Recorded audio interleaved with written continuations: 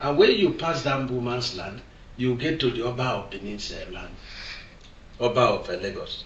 His land is also involved. And he called the president. You know they are very close. President said, I don't want to hear it again. It is for development. Oba.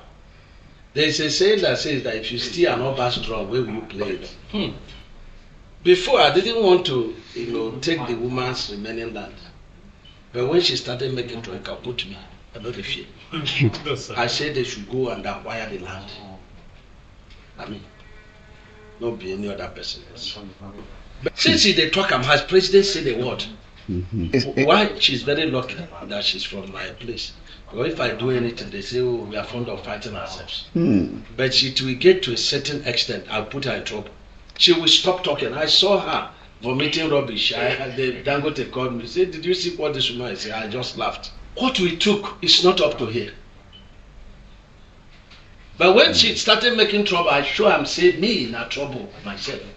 I said, go and acquire the other one. We acquire them.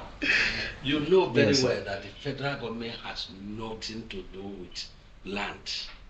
It is the state government of Lagos that gave us right of way, that gave the revocation of that place. So there's nothing we can do. You see that woman's land? That is where I'm going to put to gate. If she had come to me, oh brother, we have commitment from external people, and of course she will speak the truth. I'm a very dangerous person. When the thing started, I hired 7 SAN. Yes, sir. All the matters has been ruled in favor of the ministry. Yes, so she's saying, oh, we diverted, I should be probed, we diverted. Has anybody listened to her? If I want to chase her, I go chase her. Sorry, sir.